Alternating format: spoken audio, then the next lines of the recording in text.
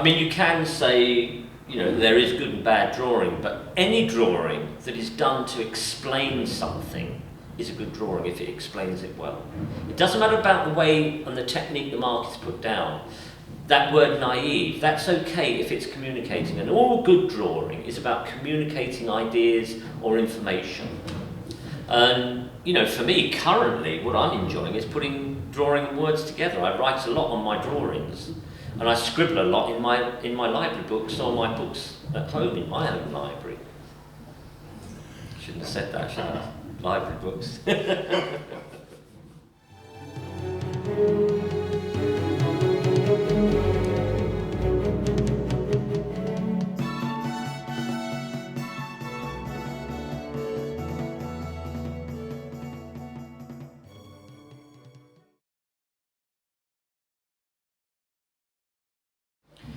I had no formal training in the act of drawing. Foundation course was quite intensive. That was back in 1971. Most of my activities were based around drawing because I was thinking of becoming a graphic designer, and the pencil and media in the hand on paper was very important on that foundation course. But once I'd applied to Hornsey and got in there, drawing was up to oneself. I mean, one had made the decision to become a sculptor, and one started at that point of entering into college. So I'm pretty much self-taught. There were moments on foundation course which were good eye-openers for me, and they were very much about drawing from observation. And I remember spending a week drawing a tap on a radiator and kept being told it was wrong. And when it was pointed out to me, it was quite extraordinary. I mean, for instance, the spindle on the tap and the head of the tap always in my drawing seemed to be to one side, and I would never see it. But once pointed out, you could see that the symmetry of that tap was completely wrong. And that kind of intensive study of looking at something and transferring the looking down to a drawn image was a very valuable experience for me. I was one of 2 kids at school who chose to do art O-level. The other kid was like the idiot of the school, and there was me. And it was seen to be the idiot subject. But it was one I felt comfortable with, and I knew at that stage I wanted to go on to art college, and I needed to get the O-level. I always got good marks at secondary school, not for my writing, which I was abysmal at, but for my drawings. Yeah. And I noticed that when I did a drawing, it didn't sort of timidly sit on the page. It was almost like the page wasn't big enough, you know, so I'd do an enormous drawing of the eye for biology. And I'd have to turn the book sideways, and the eye stretched way across the page. The writing was a bit timid, but the boldness of the drawing was always there. So it was obviously a medium that was easy for me by way of I felt comfortable in that activity of drawing. My practice is as a sculptor, and drawing is fundamental to that. But I wouldn't say drawing in a traditional sense. I mean, I have favourites. There are materials in drawing on the sort of sculptor's vocabulary which I enjoy using. I enjoy pencil. I'm currently enjoying using pen and ink. But usually my drawings err towards assemblage or collage because I build. And I must admit here that I probably think through ideas more easily with card and a glue gun and making. But before that act takes place, everything is looked at and examined through drawing. I use drawing in 2 ways, I suppose, possibly 3, but two fundamental ways would be drawing is used to generate the right way in which an idea should work. I mean, first of all, the idea happens through thinking, playing, looking, scribbling. And then when there's an idea coming, the practice of drawing is very intense. And it's in sketchbooks, and it will go from the sketchbook onto pieces of paper. And there's a sort of a kind of a felt size. I mean, I feel comfortable on A2, A1. Anything bigger than that is difficult. Things that are smaller, I don't actually strangely count as drawing, although I see them as doodles or scribbles, more scribble. And it's a case of going from a scribble to actually making a drawing where I can see the idea. So it's about generating ideas. The second one is once I've started to get the idea, it's working out how that idea can be made in some sort of way. So I start looking at the drawing in a more technical level, and in order to do that, one, again starts to use anything from photographs to collaging to cutting out, sticking down. And also a lot of Tipex, it's very much about taking away from the drawing as well. I mean, if you're going to sort of do something about the subtraction in a sculpture, you start to Tipex out imagery that you've put down. The third one is, of course, one does it because it's actually a very pleasurable thing to be doing sometimes. I remember as a kid, if anyone was drawing and you'd go over and watch them, you get a strange feeling through your body. It's almost like hypnosis. You were mesmerised by the act of someone putting a line down on pages. And I do draw for the sheer enjoyment, but it's not a mindless activity. I'm drawing with enjoyment, but it's to an aim towards explaining something. And of course, those drawings are done for me, and those drawings are done for architects, engineers, fabricators, all the people that I need on board to be able to make something happen. So whenever I'm working with a team of people, for instance, the latest show, The Barbican, that's just finished, when the team was put together, the first thing I did is I took my portfolio to the team and said, this is where the idea is. And what can be very beautiful, like all the drawings that were done about this piece of work on the river, is that the drawings became a very shared thing.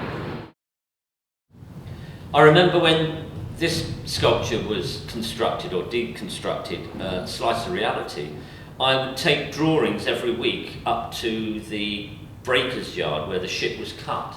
And those drawings were put on the table, and the day was started by looking at all the problems where we needed to reinforce the vessel, etc., etc. And the drawings became a shared item. I mean, if you've got a couple of drawings on the table and a pencil, everyone can get round, and there's less inhibition about putting marks down than you can have with language. I mean, some people stay quiet in a conversation, and there's others at the fore. Somehow with drawing, I had the very definite impression with all the guys cutting the ship that they were all there saying, well, if we do it there first, and it may just be a cross, but at least it was their statement going down as a visual mark that could be referred to.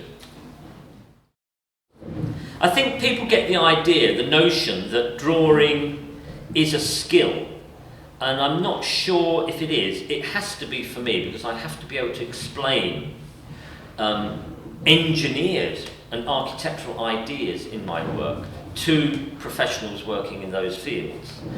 So we need to have a language of, say, scale for drawing. But for most people, you don't really need that. It's just a means of making a mark to make something absolutely clear.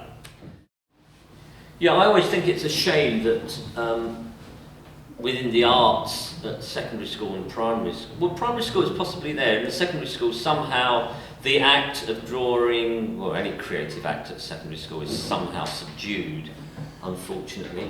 And any means that produces very clearly thought out communication should always be encouraged. And therefore, the fundamental of drawing, to be able to explain something. For example, as I said, if someone wants to get from A to B, you can draw them a map. If you're trying to make yourself clear about something that you want or you want removed, sometimes a drawing is better than words, and to rely totally on language, which isn't universal. I mean, if I went to Japan and I wanted something built, I would have to work with a translator. But if I sat down in a chair with someone, a Japanese person who couldn't speak English, we would both communicate very, very easily and very friendly on one shared piece of paper with a pencil. It's a universal thing. And it's anything that allows for clarity is, very high in my books. And drawing is very high in that respect. And I think it should be encouraged more.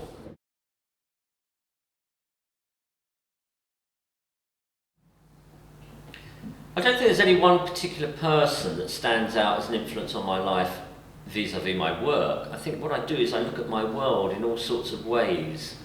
And, I mean, looking out of that window and watching mass and form and weight moving downriver, pulling ropes that are then pulling other massive forms. That's an influence. The tide's an influence. You know, noise like that aeroplane is a big influence. Explosions are an influence. Demolition is an influence. The moving city, the changing city is an influence. The newness of materials, the flexibility of materials, the fact that we have a wobbling bridge that had to be stiffened was an influence. It's loads of things like that that happen in the real world. Secondary to that, it would then be people who engage themselves in art in some sort of way, and I'm talking about filmmakers.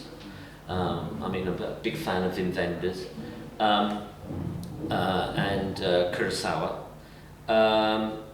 I look at the visual arts, and there are obviously contemporaries of mine who are very influential, as well as people who taught me.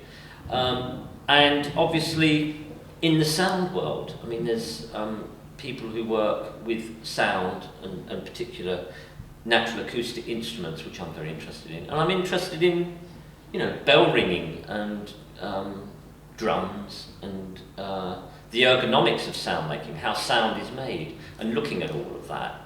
I'm interested in pyrotechnical sound, the fast oscillation of burning chemicals, what all that means to me as a sculptor. So really, I mean, I'm not driven by looking at artists for influence. I look at my world around me. I look at the improvements being made at the Dome, the way someone's sort of trying to stack stone that's coming in. You know, all of that becomes an extraordinary act. You know, I've studied my children. They've influenced me on a piece of work called Butterfly, just by ironing sweep papers flat, you know, from undoing a sweep, changing the form, the natural form of something. So everything that is exciting for my eye becomes an influence to me.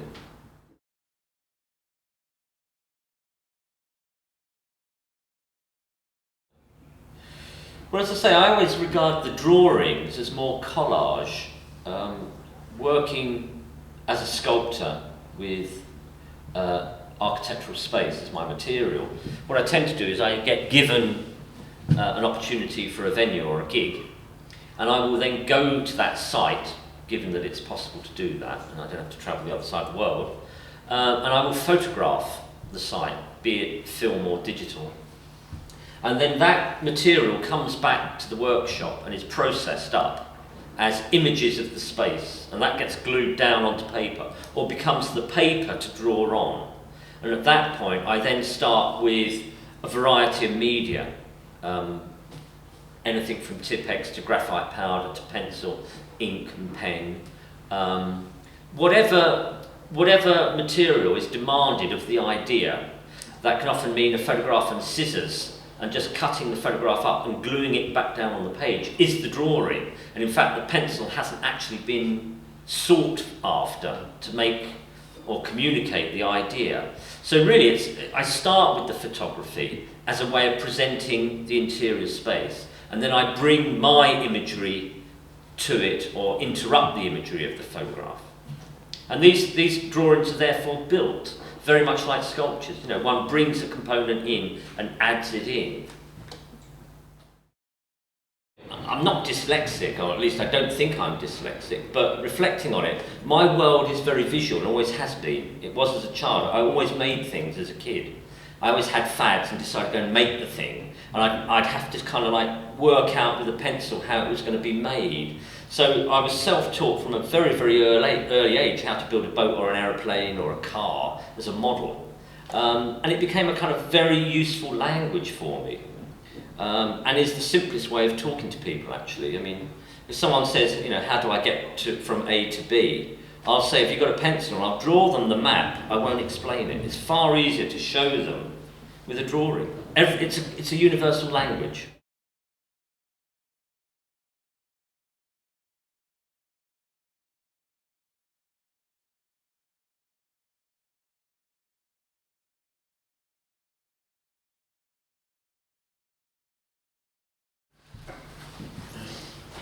Okay, no, hang on, let's just get ready.